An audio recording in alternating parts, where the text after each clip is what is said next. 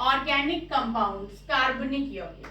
तो कार्बनिक यौगिक दो प्रकार के होते हैं, एक होते हैं एलिफैटिक यौगिक और एक होते हैं साइक्लिक यौगिक। तो एलिफैटिक यौगिक ऐसे यौगिक जिसमें कार्बन के परमाणु एक सीधी या फिर ब्रांच के फॉर्म में एडजस्ट होते हैं, तो ऐसे कंपाउंड या ऐसे यौगिक जो हैं वो एलिफैटिक यौगिक कहलाते हैं।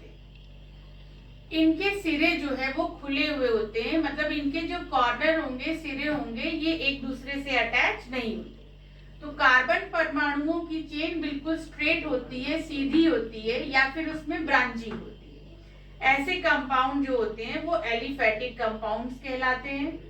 एलिफैटिक कंपाउंड्स में हाइड्रोकार्बन आते हैं। हाइड्रोकार्बन जैसे कि नाम है हाइड्रोकार्बन, वो कंपाउंड ऐसे यौगिक जिसको बनने में हाइड्रोजन और कार्बन दोनों लगे, उसको हम हाइड्रोकार्बन कहेंगे।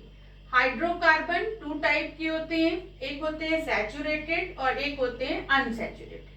सैचुरेटेड संतृप्त हाइड्रोकार्बन और अनसैचुरेटेड असंतृप्त हाइड्रोकार्बन। सैचुरेटेड हाइड्रोकार्बन ऐसे हाइड्रोकार्बन जिसमें कार्बन एटम के बीच में सिंगल बॉन्ड मिलता है। ऐसे हाइड्रोकार्बन जिसमें कार्बन एटम्स के बीच में, कार्बन परमाणुओं के बीच में सिंगल बॉन्ड मिलता है, उनको सैचुरेटेड हाइड्रोकार्बन, संतृप्त हाइड्रोकार्बन कहते हैं। इसमें एल्केन्स आते हैं। अनसैचुरेटेड हाइड्रोकार्बन, असंतृप्त हाइड्रोकार्बन, जब कार्बन चेन में कम से कम एक बार ट्रिपल या कम से कम एक बार डबल बॉन्ड दिखता है, तो ऐसे हाइड्रोकार्बन जो होते हैं वो अनसैचुरेटेड हाइड्रोकार्बन्स होते हैं। अनसैचुरेटेड हाइड्रोकार्बन्स में एल्कीन्स आती हैं और एल्काइंस आती हैं।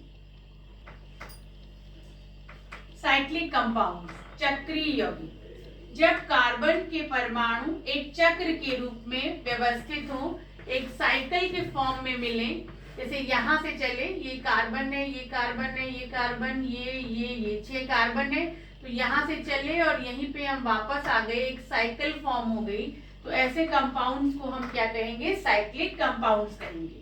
साइक्लिक कंपाउंड्स या चक्रीय यौगिक दो प्रकार के होते हैं, एक होते हैं होमोसाइक्लिक और एक होते हैं हेट्रोसाइक्लिक।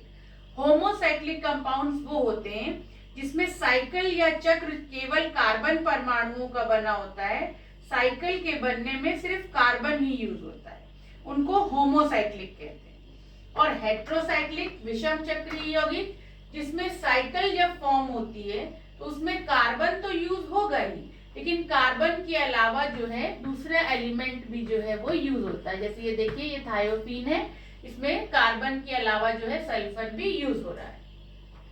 होमोसाइक्लिक या समचक्रीय दो प्रकार के होते हैं, एलिसाइक्लिक और एरोमेटिक। तो जो एरोमेटिक कंपाउंड्स होते हैं उसमें जो साइकिल होती है वो 6 कार्बन एटम की बनी होती है। जो साइकिल होती है वो 6 कार्बन एटम की बनी हुई होती है और अल्टरनेट पोजीशन पे डबल बॉन्ड मिलते हैं। जो साइकिल होती है वो 6 कार्बन एटम की बनी होती है और अल्टरनेट पोजीशन पे अगर डबल बॉन्ड है तो यौगिक एरोमेटिक होगा, जैसे बेंजीन है, बेंजिल अल्कोहल है, ये सब एरोमेटिक होते हैं। एलिसाइक्लिक में ऐसी कोई कंडीशन नहीं होती, बस साइकिल होनी चाहिए, कम से कम 3 कार्बन से ये शुरू होता है। तो होमोसाइक्लिक कंपाउंड जो होते हैं वो 2 टाइप के हुए, एलिसाइक्लिक और एरोमेटिक। एरोमेटिक में साइकिल में 6 कार्बन एटम होते हैं और अल्टरनेट पोजीशन पे डबल बॉन्ड होता है, जबकि एलिसाइक्लिक में ऐसी कोई कंडीशन नहीं होती।